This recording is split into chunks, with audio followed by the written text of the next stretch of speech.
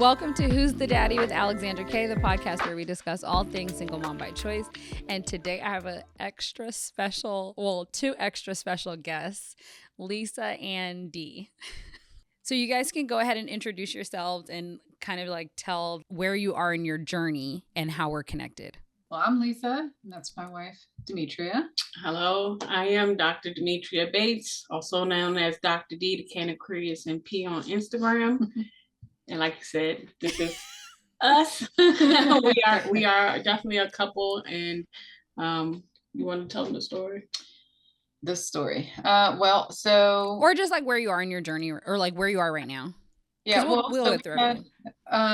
We have one son used with a donor, obviously, share with you. Yeah. He's 4.5, and we thought we were done, but maybe we might be. We're getting another sibling. Maybe. Okay, so let's start at the beginning.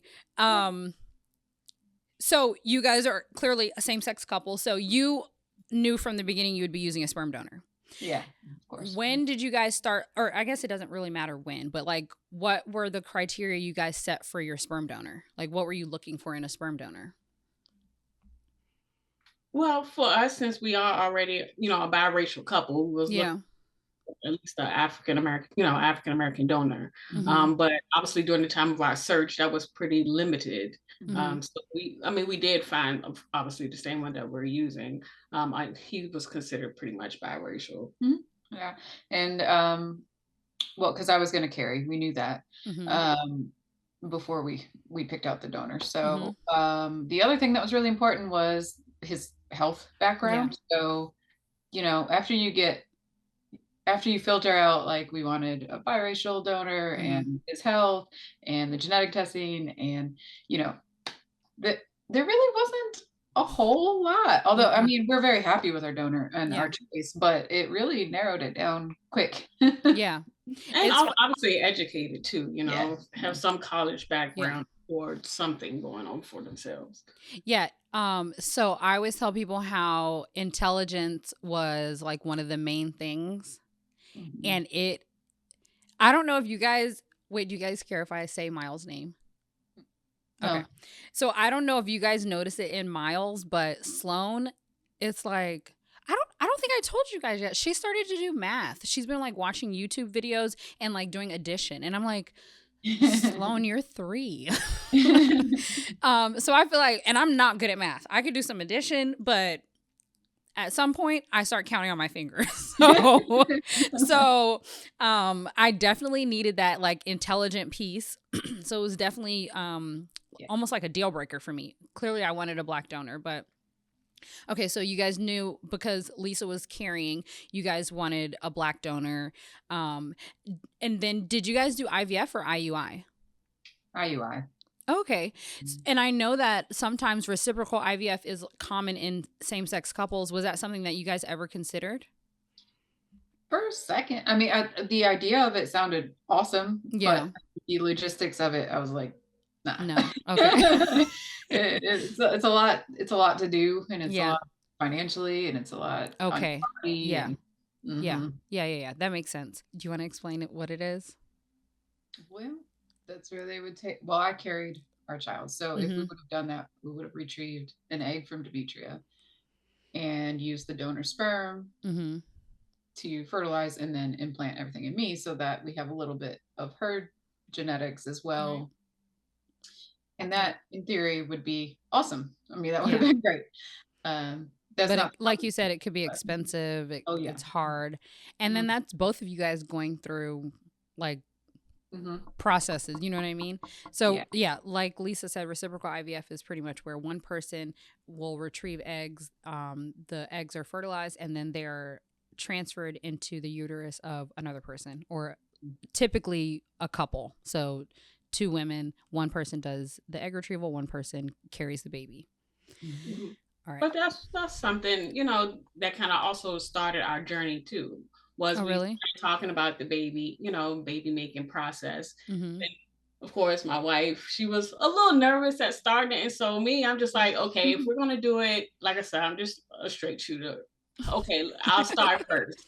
And so, with me, I got tested and different things. Oh, you did? Okay. Yeah, I started the process, but then they found out that I had a cyst, and then I ended up having surgery because the cyst was, really huge, to where they even thought it was cancerous. Oh, And so they ended gosh. up having to remove my right side, like my ovary, as well as my fallopian tube. And so I only had a left side. But even prior to that, as a child, well, not a child, but even at birth myself, I ended up obviously having some other kind of abnormal growth. Came out, my stomach was really big. And so they ended up doing an emergency surgery on me when I was born. Oh, And so wow. when they did that, it also took some of my egg supply then along with my appendix. And so after they took my full right side out, my left side pretty much gave up. And now I was like induced menopause from the surgery. Wow. And so that's why, even now, Lisa is the one who's carrying and doing everything. I don't, really talk about it, but that is something I feel like, people should know. Yeah. Do happen. Yeah. I was talking about that on a previous episode where someone was saying how, on Solicited Advice, someone had asked about whether they should give up on becoming a mom because it was difficult. They'd done like 6 IUIs and IVF and all this stuff. And I don't think as women we talk about like how difficult becoming pregnant can be, or staying pregnant, or like pregnancy loss, how common it is, or even how like they now want to prosecute women if they have miscarriages. It's like you have no control over it. And if you had control over it, I'm sure you would not create a baby and then say, let's get rid of it. You know what I mean? Like, so I love that you shared that because, yeah, I think it's something that we should probably talk about more as women, Oh, yeah. No, the body definitely, it goes through a lot. And even the pressures from society is like, go to school, get married, have kids, pick a fence and a dog, all these different things. But the way our bodies are designed, sometimes people want to wait, to have kids later on versus what society says. And then there's also people that don't want to, single mom by choice. That's or if you're in a same sex, couple, like we all understand how the science work. Yeah. And then it gets me upset when people are just, thinking like, oh, well, who's the father? Who's the father? Yeah. Like, what? No, that's not our relationship. That's not my relationship. It's also very interesting that a stranger, because if they ever get to the point of asking that, you just don't know me well enough. Like, because anyone who knows me well enough wouldn't even have to ask that question. You know what I mean? And so it's just like, as a stranger, me answering that question, that's how I felt when people ask me, or that's how I feel when people ask me whether Sloan and Sidra have the same, or I use the same donor for them. Because if I say yes, what does that do for you? And if I say no, what does that do for you? You know what I mean? Like, I get if you said, did you ever run into a time where you had to like choose a different donor? And like, that's me processing that for like as an adult to another adult. But what you really want to know is why my kids look different. You know what I mean? And so what they really want to know is like some detail about your relationship that if you were close enough, you would already know the answer.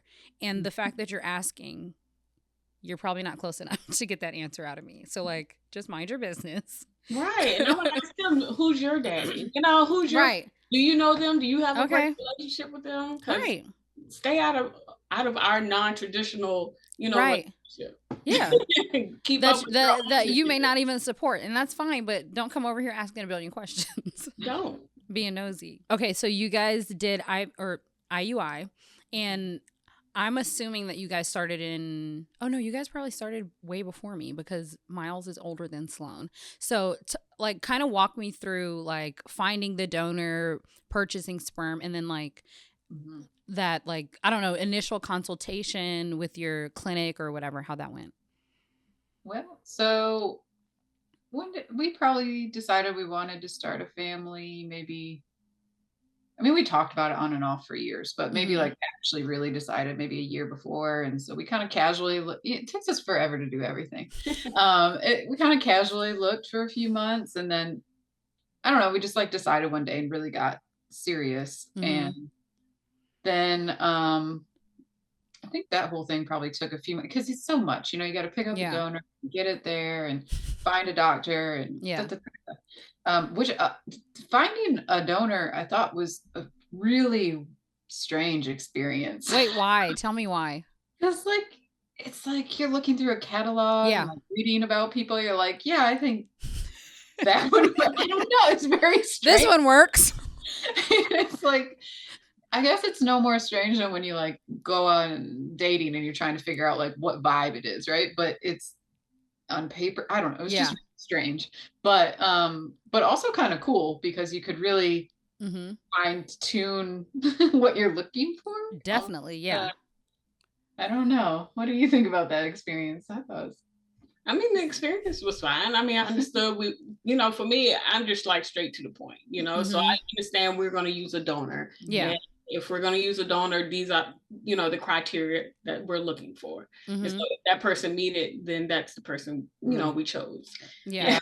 She was a little bit. I had to read the essays. I wanted to know what they were about. Like, Lisa, Lisa, we're here because I don't care if you met all the criteria. I'm telling you, someone thought that it was wrong of me to say that I didn't want a specific donor because he had a speech impediment. But I'm like, that might be passed on. And I don't know if it would have or would not have, but I needed more than just meeting the criteria. So I'm with you, Lisa. Like, you met the criteria, but so when I listened to, it's like the voice memo or whatever, the conversation with someone at the sperm clinic or sperm bank, I was like, oh, no. He sounds like someone that I could have a conversation with. And it would be like a good conversation. So that was something that I needed also. So he met like the check marks, and like health history and stuff like that. I think a lot of the stuff that our donor has or has in his family history are like environmental or like behavioral choices. You know what I mean? So if you don't smoke, you most likely won't get cancer or something like that. But nothing genetic. And I didn't want to have to sign, you know how that little thing pops up at the top where you have to sign a release form saying that you know about genetic disorders. Right. That was another thing I didn't want to do. Yeah. And not everyone knows that's part of the donor search, right? Like you can opt in or out of that as the donor, right? So when you filter for that, it takes away a lot of the options for the people that went the extra step for genetic testing. So we did, because we actually did find a different donor we were really interested in, but they had like a sickle cell trait or something. We talked long. That was a huge one. Yeah. So anyway, so once that all got taken care of and met with the doctor, I really liked our clinic in Virginia. It was so nice. Just like from the way they treated you, and the procedure was like, just compared to other places I've been since then, I really liked how good it was. But would you consider your clinic like a boutique clinic, or was it one of the well-known? No, just a general place, but their prices were super reasonable. The doctor was awesome. They just were very informative. They had everything written down, like basic stuff. But that happen everywhere. I was gonna say, but everywhere doesn't have those basic things that you would expect. So and I think being comfortable there was the reason I'm talking about that so much is because I think it was such a important part of my process. Now that I've had other experiences, I was like, oh, really miss how comfortable I was there. So we went, and we were super lucky. I got pregnant on our first IUI trial. Wait, I think you've told me that before. Yeah, that's crazy. With no meds, no nothing. They were just pee on this ovulation stick. When you see a smiley face, call me. I went in, and it worked out, which is super abnormal. Like it's. So so you're pretty much a fertile myrtle. Wait, what'd she say? She corrected me. She said it's rare, not abnormal. I'm like, yeah. Oh, yeah. It is very rare. Yeah. But yeah, so you're like a fertile myrtle. I guess. I mean, I've tried a few times since then. It didn't work out. Oh, okay. But I think that was just, what was meant for me was meant for me in that time. But but in retrospect, I'm like, was that like, the most responsible thing on the doctor's behalf to not have me track something more closely or use medicine or use a shot, because these vials are like expensive, very expensive, and they're even more expensive now. Yeah. I think we talked about that. They're like in the 2000s or something. When they were just barely touching $1,000 back in like 2020. Okay, so you said your doctor didn't do any, so they didn't do like fertility what is it, testing or whatever? No, I mean, he checked some labs. Okay. But I had never really tried to get pregnant. He's like, I mean, young, you're healthy, you're fine, right? And I'm okay. Like, so, but yeah, knowing everything I know about fertility now, looking back, I'm like, that was kind of irresponsible, but it worked out. It worked. I really didn't know anything, and maybe that was my benefit. I was like, yeah, okay, we're gonna get right. Let's go do it. Clearly we've connected. We have children who are siblings. What did you guys think about meeting siblings prior to either having Miles or actually meeting a sibling the first time, I guess? I mean, I think we had the conversation, and I think we were open to that anyway, because we understand science, Yeah. And also too, the main thing is we're not gonna like lie to our kid either, right? What about the entire process. So as far as meeting other siblings, we're okay with that. We've always been okay with that. Yeah, I always think it's interesting that people ask like, so what are you going to tell them? And I'm like, what do you mean going to tell them? It's just like, I it's hard for me to like process what the question even means, because it's like, it's not a future conversation. It's just like an ongoing, whenever the topic comes up type of conversation. Yeah. And so for you guys, once I think I was the first like sister mom you guys met, right? Yeah. I always tell people, I'm like, yep, Sloan went to her brother's birthday. She was 6 months. So then after you guys met, and we have a group on Facebook where I think we know everyone. But maybe not, I don't know. So what are your feelings about siblings and those relationships and everything? Just like navigating it all now that we're actually in it, now that we're actually like living it.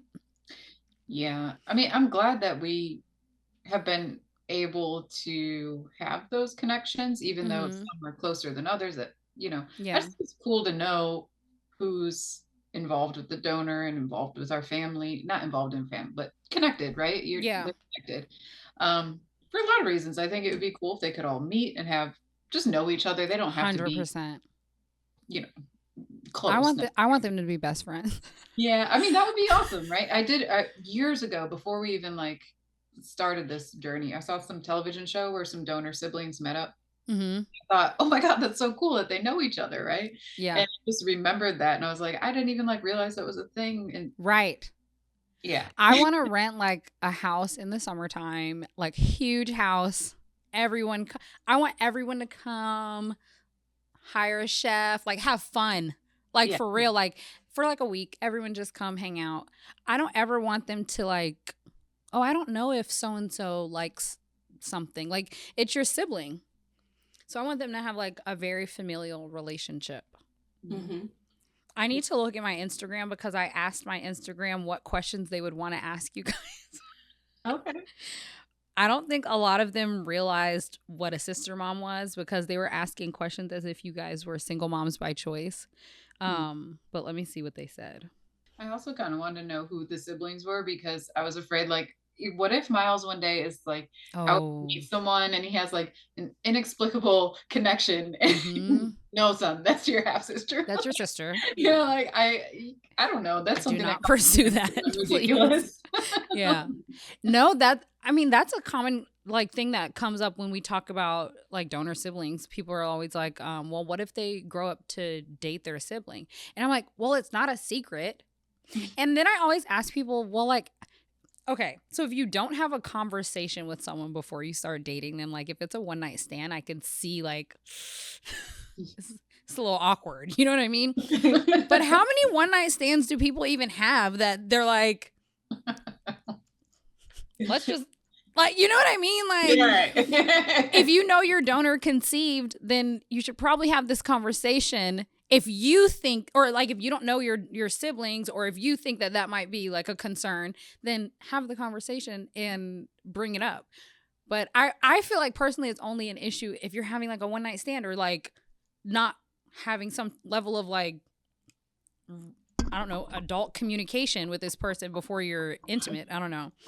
But okay. No, that's weird. No, everyone I think it's in the back of everyone's mind. Lisa's the only one that said it. So, okay. So I have a question. Someone said, "Do you see any personality similarities across all kids?" I don't think that we know the kids specifically that well. Right. But I guess of the ones we do know, Miles is more reserved.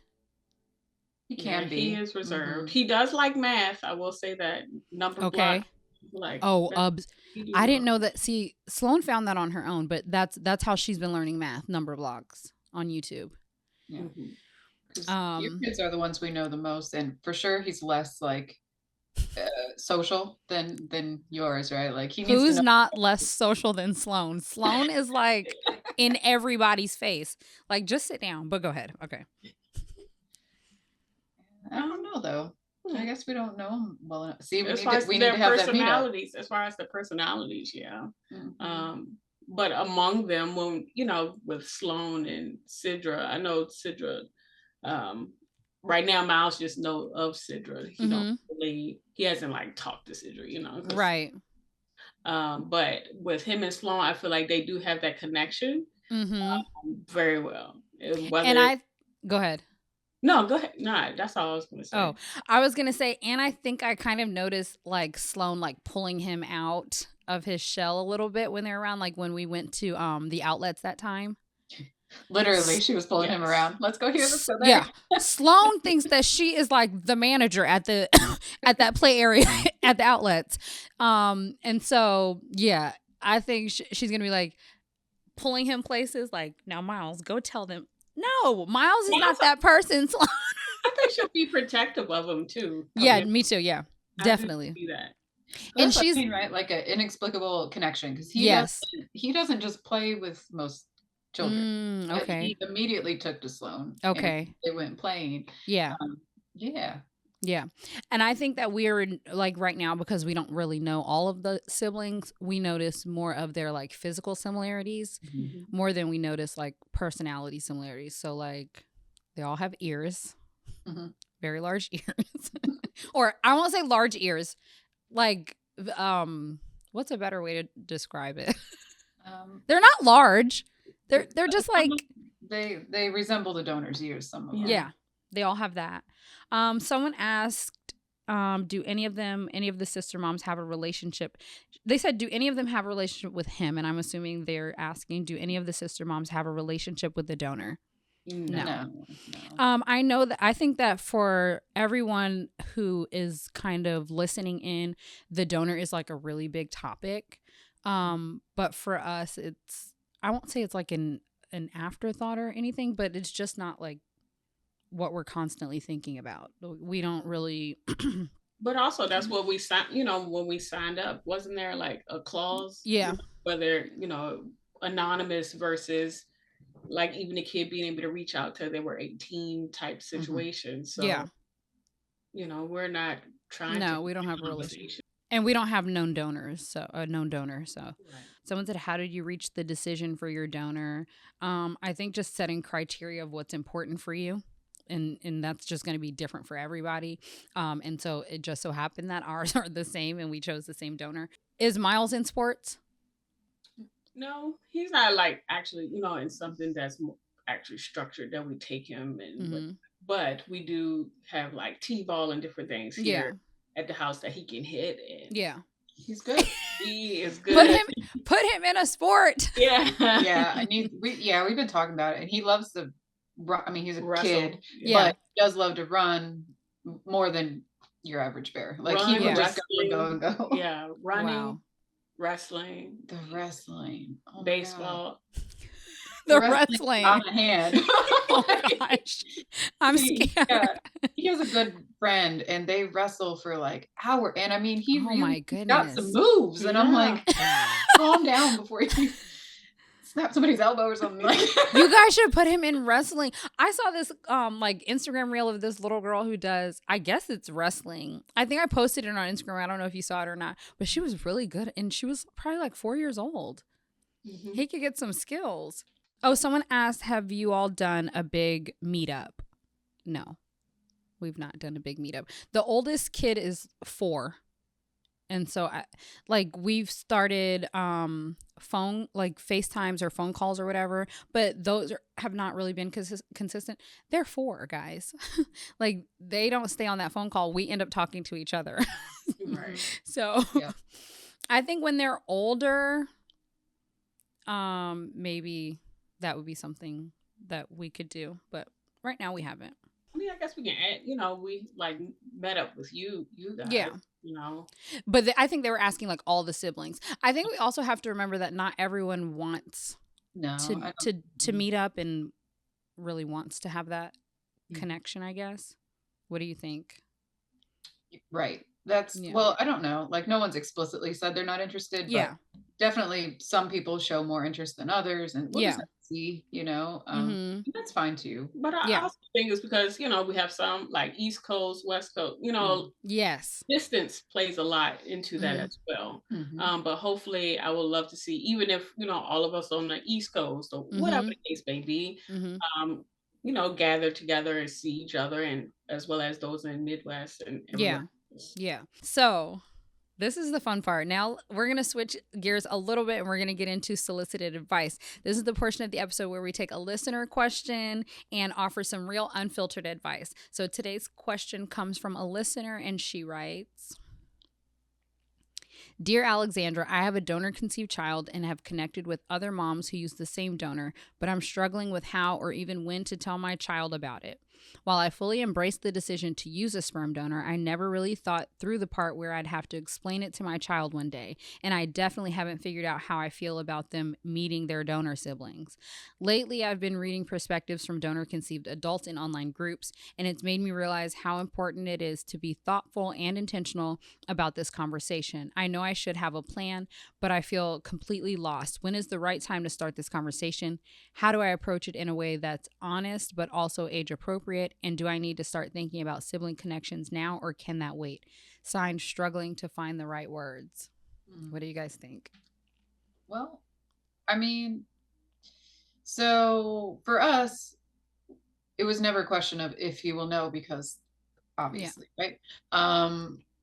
So it's just sort of part of his story. We've not really explained it, but like we've mentioned that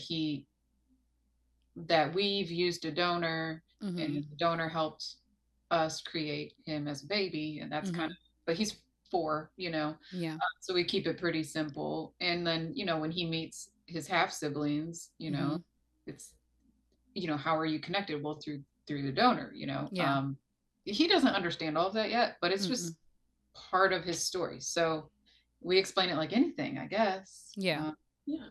And it also goes down to, what terminology, are you willing to use? Some people may not want to use donor. Some people want to use helper. So once again, it's keeping it age appropriate, but really also to answering whatever that question is, that's coming to us. And right now he's not really asking questions. We're actually just introducing him like, okay, we choose the words, sibling, or sister. So it's like, well, this is your sister. Now, if he asks, why is she my sister, or how, then we can go into that conversation. Or like, why doesn't she live here if she's my sister, or something like that? Yeah. Right.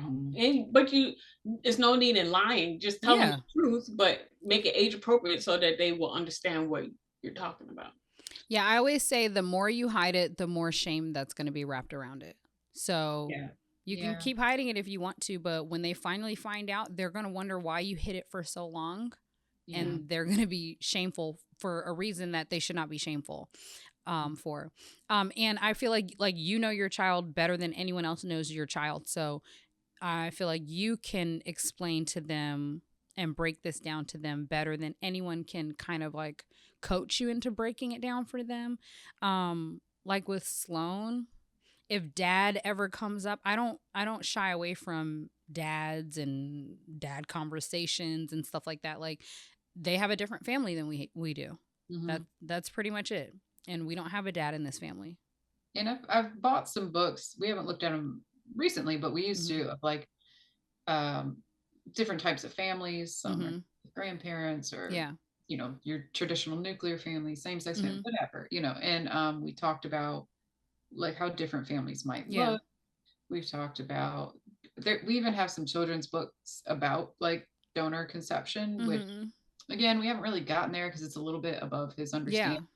But we have them, and there's lots of different books if your child is, you know, younger, or I'm sure older too. I don't know when the right time is, like in that scenario, if you've been in it for a while and now you need to like have a sit down conversation with an older child, that might look different than what we're talking about. But it's always worth having an honest conversation, because ultimately that's part of their story. And in my opinion, they deserve to know. 100%. And I always tell people, so the question is, do I need to start thinking about sibling connections now, or can that wait? And I always say, if you met a sibling today, would you ever feel like they were your sibling? Right. Probably not.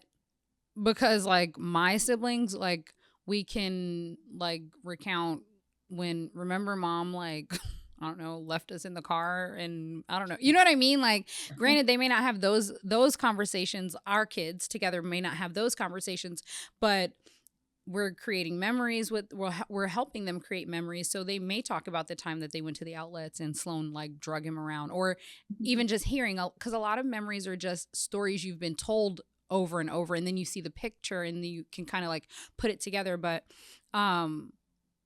it's going to be, I think it'll be more jarring for them if they find out as an adult. And then also find out that all their other siblings knew each other. But what were you going to say?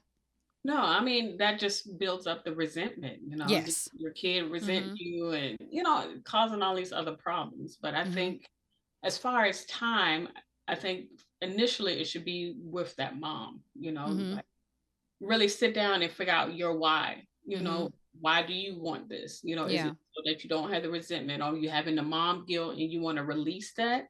Then, you know, yes, move forward. But if you don't really understand why you want to even, you know, do this, if this is something that's coming up, you know, you kind of need to sit with that, journal about it, you know, even if you have to talk to a therapist, not sure. But once you really understand why, I feel like then it really helps start maneuvering everything else. Yeah, I agree. What is something that, either a piece of advice you would give to someone who is about to go down the path of having a donor conceived child, or something you wish you knew prior to going down this path of having a donor conceived child? Or just advice. Yeah.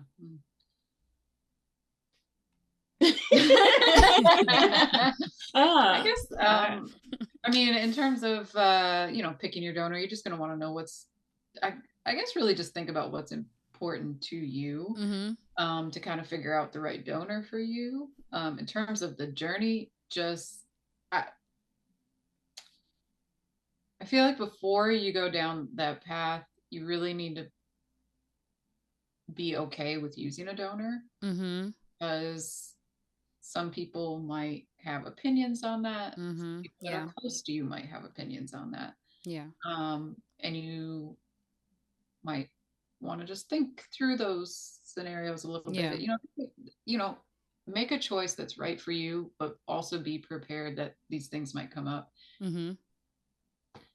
And I will say, how you navigate that is how your child will kind of navigate that. So if you're like going into this apologizing, and I'm so sorry I didn't give you a dad, and I'm so sorry this is of course they're going to think that you've like slighted them. You know what I mean? Like, so how you kind of help them down that path is really is going to have a big impact on how they view the journey itself. Were you going to say something, Dee?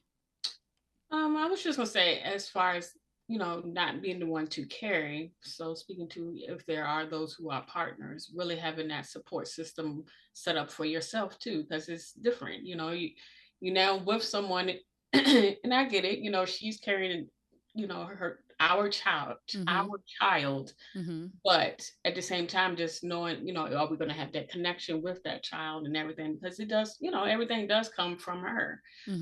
So having that. Wait, but I feel like you and Miles are like this. Yes.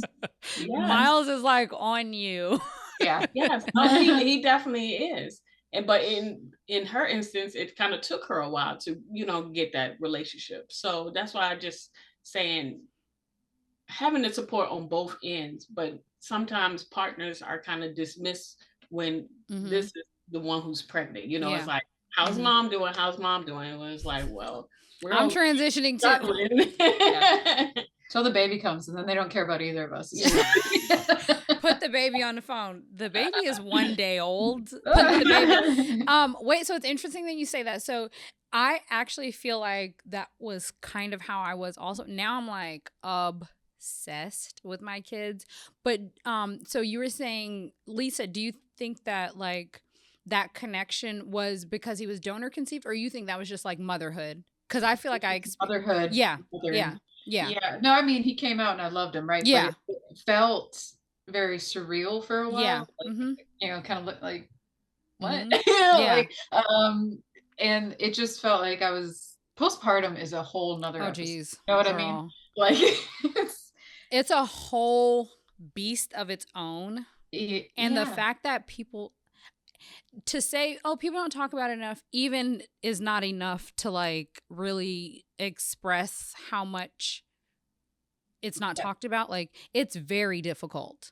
It's very difficult. And so I think I was going through a lot mentally and physically. And it was COVID. And it was a wild time. And I was in school and I was, it just took a minute. And around maybe like 2 months, I felt like I really started to like bond with him a little bit more. And then every day after, it's like my heart just like exploded every day, further and further. Like, oh, I thought I was there, but like I thought I knew love, and now it's like, wait a minute. And then like 3 and 6 months from then, it's like, oh my God. And so now when they talk and you have a real conversation with them, it's just like, it just gets deeper and deeper and deeper. It just doesn't stop.